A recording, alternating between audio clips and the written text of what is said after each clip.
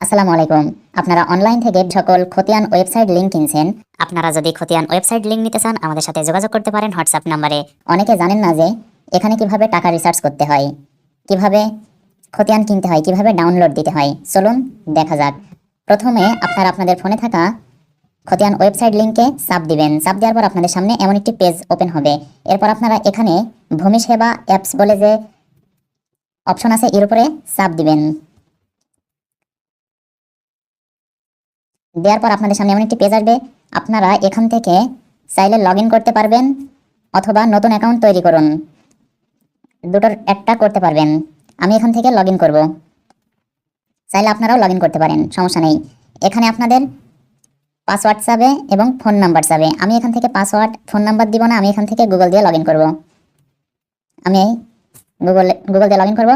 Sign in with Google আমি এর উপরে চাপ দিচ্ছি। দেওয়ার পর আপনাদের সামনে আপনাদের জিমেইলগুলো শো করবে। এখান থেকে আপনারা যেটা দিয়ে আপনারা আপনাদের জিমেইল দিয়ে লগ ইন করবেন। আমি আমার জিমেইল দিয়ে লগ ইন করছি।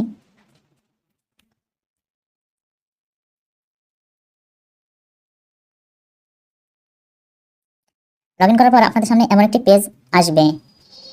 এখান থেকে আপনারা দেখতে পাবেন এই যে আমার এখানে আমার ব্যালেন্স 6 টাকা আছে। আমার ব্যালেন্স এখানে 6 টাকা আছে। এখন এটা থাক, কিভাবে খতিয়ান দেখবেন এটা আগে দেখিয়ে দিই। এই যেখানে সার্ভে খতিয়ান, এই সার্ভে খতিয়ানের উপরে চাপ দিবেন। আপনাদের সামনে এমন একটি পেজ আসবে।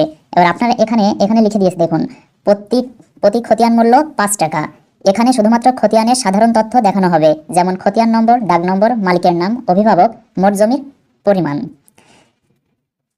আর নিচে খতিয়ান খুঁজুন। এখানে লিখেছে 2 টাকা দেখতে পাবেন, মানে দেখতে হলে 2 টাকা লাগবে। 5 টাকা ভবিষ্যতের জন্য সংরক্ষণ প্রিন্ট ডাউনলোড করতে পারবেন। এখানে 2 টাকা লাগবে দেখতে, আর 5 টাকা দিয়ে আপনারা এটা ডাউনলোড বা সংরক্ষণ করে রেখে দিতে পারবেন। এখানে সবকিছু বলে দিয়েছে। এখান থেকে আমি একটা খতিয়ান বের করব। তার জন্য আমি এখানে আপনাদের এই যে বিভাগ সিলেক্ট করতে হবে, জেলা, উপজেলা, খতিয়ান ধরন। আমি এখান থেকে সিলেক্ট করছি। আমি এখান থেকে বিভাগ ঢাকা, জেলাও ঢাকা দিলাম, উপজেলা সাভার দিলাম, খতিয়ানের ধরন আমি এখানে বিডিএস দিলাম। দেওয়ার পরে এখান থেকে একটা মৌজা সিলেক্ট করতে হবে। এখানে যে মৌজা নির্বাচন করুন, এখান থেকে একটা মৌজা সিলেক্ট করতে হবে। আমি এখান থেকে এই যে দক্ষিণ সিন্ধুরিয়া জেল নম্বর 62 এটা সিলেক্ট করছি। এটা আপনারা যে এখানে 100 খতিয়ান দেখানো হয়েছে, এখানে 100 খতিয়ান দেখিয়েছে। আপনারা এখানে চাইলে দেখতে পারবেন এই যে এখানে 102টা দেখিয়েছে।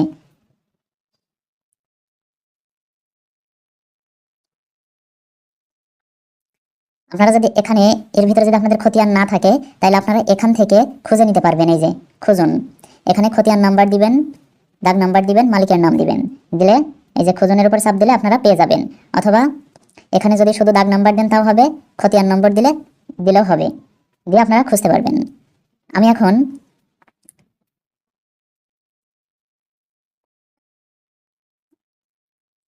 ধরুন আমি এখান থেকে এই যে 10 নম্বর খতিয়ান এইটা দেখবো বা কিনবো। এখান থেকে কি করতে হবে, এখানে যে দেখুন লেখা রয়েছে, আমি এখান থেকে দেখলে আমার 2 টাকা কেটে নিবে। আমি ওখান থেকে দেখবো না, একবারে আমি এই যে যোগ করুন রয়েছে এটার উপর চাপ দিয়ে আমি একবারে কিনবো প্লাস দেখবো, তাই যোগ করুনে চাপ দিতে হবে। আমি যোগ করুনে চাপ দিচ্ছি। দেওয়ার পরে এখান থেকে এটা যোগ হয়েছে, যোগ হয়ে এই যে নিচেই এই যে ঝুড়ি রয়েছে এটার ভিতরে যোগ হবে। এবার আপনারা এই ঝুড়ির উপরে চাপ দিবেন। দেওয়ার পরে এই যে এখানে দেখা যাচ্ছে এই যে দক্ষিণ সিন্দুরিয়া এই যে খতিয়ান 10 মৌজা এত সার্ভে বিডিএস এই যে 5 টাকা এটার দাম, একটা নিলে 5 টাকা। এখান থেকে এই যে আমার ব্যালেন্স 6 টাকা ছিল, সেই 6 টাকা দেখাচ্ছে। এখানে মোট আমি যেহেতু একটা নিয়েছি, এই যে এখানে একটা দেখা যাচ্ছে, আমি একটা নিয়েছি যেহেতু আমার এখানে 5 টাকা, মোট 5 টাকা। আর এটা আমি এখান থেকে যেহেতু আমার ব্যালেন্স 6 টাকা আছে, আমি এখান থেকে 5 টাকা দিয়ে এটা কিনে নিতে পারবো। আমি যদি এখানে চেক আউটের উপরে চাপ দিই তাহলে এটা আমার 5 টাকায় কিনা হয়ে যাবে। আমি এখান থেকে আপনাদের একটু কিনে দেখাই। তারপরে হচ্ছে ব্যালেন্স কিভাবে ভরতে হয় সেটা দেখিয়ে দিচ্ছি। চেক আউট করুন, এখান থেকে ওকে চাপ দিবেন, দিয়ে আবার ওকে দেওয়ার পরে আপনাদের সামনে এমন একটি পেজ আসবে। এখান থেকে আমি এর আগেও হচ্ছে নিয়েছি দুইটা, এখানে তিনটা, এখন টোটাল তিনটা হলো। আমি দুইটা নিয়েছি, এর আগে 10 টাকা দিয়ে দুইটা নিয়েছি, এখন 5 টাকা দিয়ে একটা নিয়েছি। এখান থেকে আপনারা এই খতিয়ানটা কিভাবে ডাউনলোড দিবেন, এই যে এখানে ভিউ অপশন আছে, এর উপরে চাপ দিবেন। চাপ দেওয়ার পর আপনাদের সামনে এমন একটি পেজ আসবে। এখান থেকে এই যে কিছু দেখা যাচ্ছে, এই যে আপনারা এটা চাইলে প্রিন্ট দিতে পারবেন, কপি করতে পারবেন। এখানে খতিয়ান নম্বর, বিভাগ, জেলা, উপজেলা, মৌজা, জেল নম্বর, খতিয়ান নম্বর সবকিছু এখানে দেখা যাচ্ছে।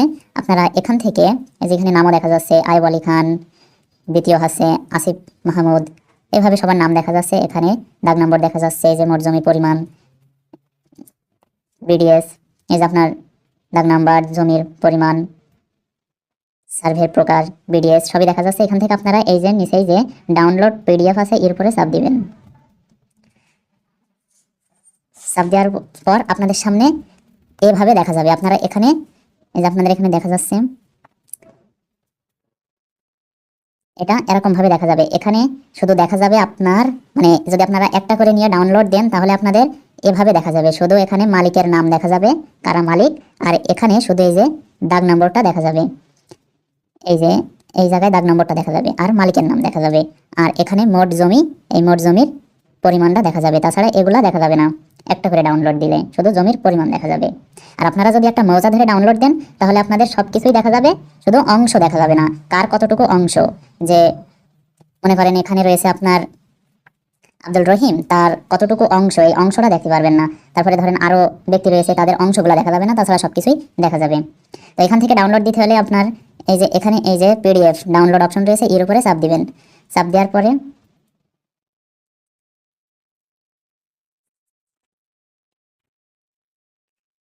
আপনাদের সামনে এমন একটা পেজ আসবে। আপনারা এখানে হচ্ছে কি বলে, যদি আপনারা মনে করেন নাম চেঞ্জ করবেন তাহলে এখানে নিচে এখান থেকে নাম চেঞ্জ করতে পারেন।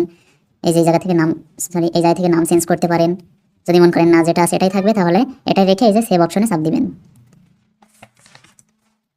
তাহলে এটা পিডিএফ আকারে সেভ হয়ে গিয়েছে, ডাউনলোড হয়ে গিয়েছে। এবার আপনারা এখান থেকে হোমে চলে যাবেন, এই থ্রি ডটে চাপ দিবেন, দিয়ে এখান থেকে যে উপরে হোম লেখা আছে এর উপরে চাপ দিয়ে আপনারা হোম পেজে চলে যাবেন।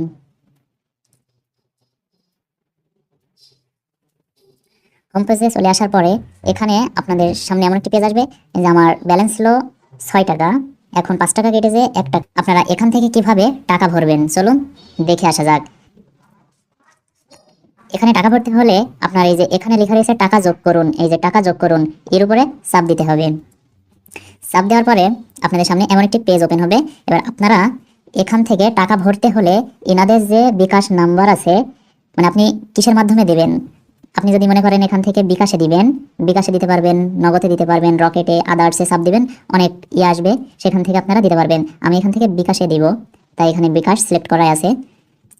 এনাদের যে নাম্বার আছে এই নাম্বারে আপনি বিকাশ অ্যাপস থেকে আপনি টাকা পাঠাবেন বা ফোন থেকে ডায়াল করে পাঠাতে পারেন। আপনি এই নাম্বারটা কপি করে নেবেন, এখান থেকে নাম্বারটা আমি কপি করে নিচ্ছি। কপি করে নেওয়ার পরে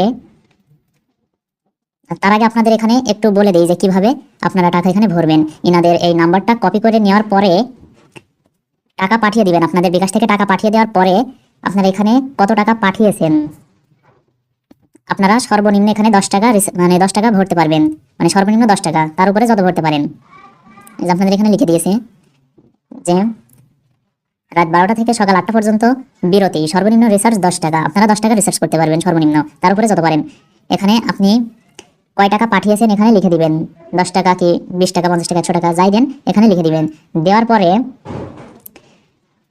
মানে কিসে পাঠিয়েছেন, বিকাশে পাঠিয়েছেন, বিকাশ সিলেক্ট করে দিবেন। তারপরে আপনারা এখান থেকে একটু নিচে আসবেন।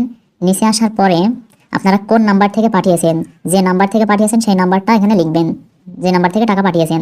তারপরে এখানে এখানে রেফারেন্স, রেফারেন্স যে কোনো একটা কোড মানে দিবেন, যে কোনো একটা সংখ্যা দিবেন। সংখ্যা দেওয়ার পরে এই যে ট্রানজ্যাকশন আইডি, এটা হচ্ছে আপনারা যখন টাকা পাঠাবেন তখন ওই অ্যাপসের ইয়েতে থাকে ট্রানজ্যাকশন আইডি, ওটা আপনারা কপি করে এখানে পেস্ট করে দিবেন। দেওয়ার পরে এটাই টিক চিহ্ন দিয়ে দিবেন। দেওয়ার পরে এখানে সাবমিট করবেন, এই যে সাবমিট করবেন, এখান থেকে টাকা রিচার্জ হয়ে যাবে। আমি 20 টাকা রিচার্জ করেছিলাম, রিসার্চ কিভাবে করতে হয় যদি বুঝতে না পারেন তাহলে ভিডিও কমেন্ট করবেন, আমি পরবর্তীতে কিভাবে রিসার্চ করতে হয় দেখিয়ে দিব। আপনারা যদি খতিয়ান ওয়েবসাইট লিংক নিতে চান আমাদের সাথে যোগাযোগ করতে পারেন হোয়াটসঅ্যাপ নাম্বারে। ধন্যবাদ সবাইকে সাথে থাকার জন্য।